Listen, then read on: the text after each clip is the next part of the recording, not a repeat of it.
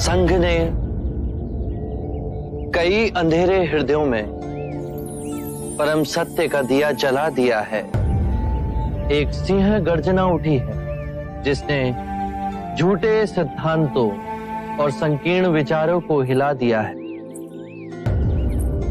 सिंह को वन का राजा कहते हैं। जब वो अपनी गुफा से निकलता है तो अंगड़ाई ले चारों दिशाओं में देखता है और फिर एक गर्जना करता है और उसकी ध्वनि सुन पंछी उड़ने लगते हैं, मगरमच्छ पानी में चले जाते हैं।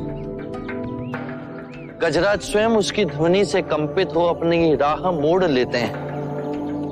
उसी प्रकार परम सत्य की गर्जना के समक्ष बुरे विचार, अशुद्ध मनोवृत्तियां कंपित हो जाती हैं। अनित्यता, अद्वैत, परस्पर निर्भरता जब प्रबल वाणी से बोलते हैं तो जो अज्ञान के अंधकार में बैठे हैं उन्हें जागना होता है। मनुष्य स्वयं कह उठता है कि इतने वर्ष, इतने जन्मों हम अंधकार में कैसे जिए। अनित्य को नित्य समझा, खंड में स्वयं को तोड़, बाहरी संसार से स्वयं को अलग समझा, झूठ को सत्य समझा। अब समय आ गया है कि अज्ञान की इन दीवारों को ध्वस्त किया जाए।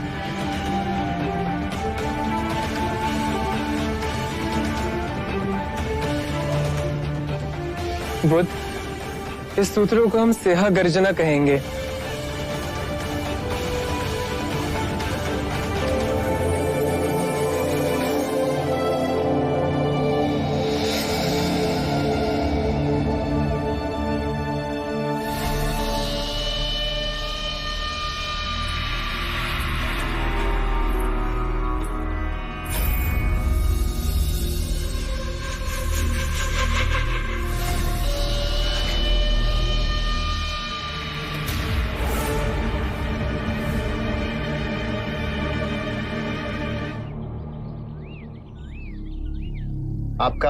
आपका परिचय?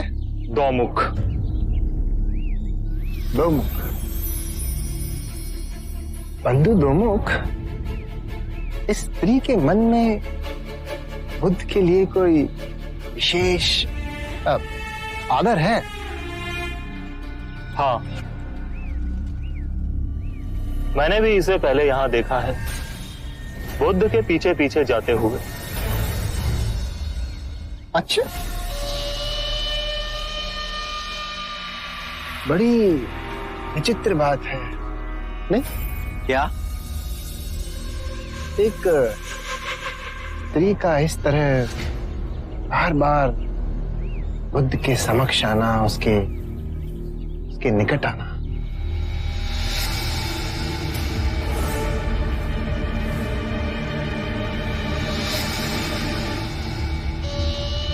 मैं अच्छी तरह से जानता हूं देवदत्त को।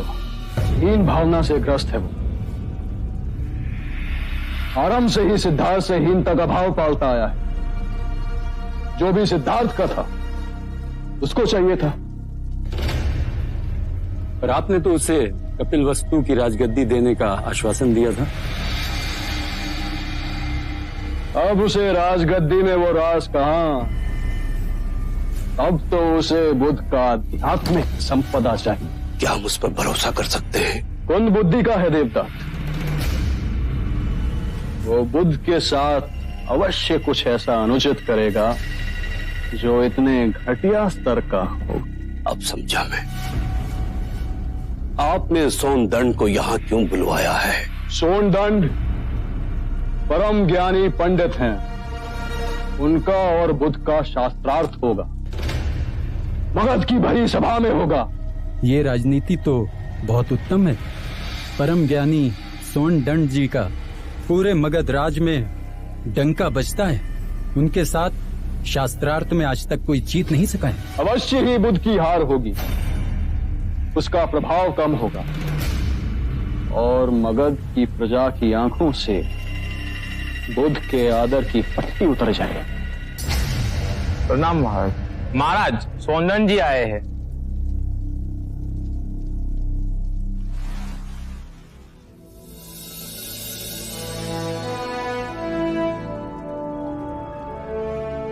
महाराज, मैं घाघर सरोवर से आपके निमंत्रण पर आया हूं। किस कारण विशेष से आपने मुझे स्मरण किया है?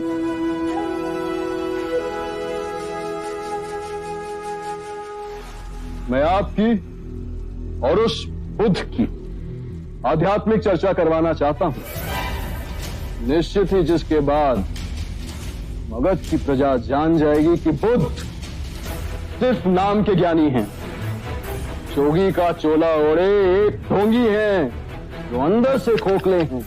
महाराज, यदि आपकी यही मंशा है तो मैं तैयार हूं। इससे मुझे और बुद्ध को अपने अपने ज्ञान की जानकारी हो जाएगी और साथ ही साथ प्रजा का भी लाभ होगा। सौंदन जी, प्रजा का लाभ बाद में, महाराज का लाभ पहले। इस चर्चा में हमें अपने ज्ञान की वृद्धि नहीं करनी है, अपितु उस बुद्ध को पराजित करना है, उसके व्यक्तित्व की धज्जियां उड़ा देनी है। मगध की लाज आपके हाथों में है सोनदन जी। आशा है आप हमारा शीश बुद्ध के सामने झुकने नहीं देंगे। ये तो मगध के सम्मान की बात है। ऐसा ही होगा। आप एक बार बुद्ध को मेरे सामने बिठाइए तो सही, फिर देखिए कैसे मैं वेद, उपनिषद और दर्शन के सिद्धांतों में मैं उन्हें उलझाता हूं। कुलगुरु, आप बुद्ध को हमारा निमंत्रण भेजिए। जो आज्ञा महाराज। और आप आज से ही तैयारी शुरू कर दीजिए। जो आज्ञा महाराज। ये दाव आपका व्यर्थ नहीं जाएगा।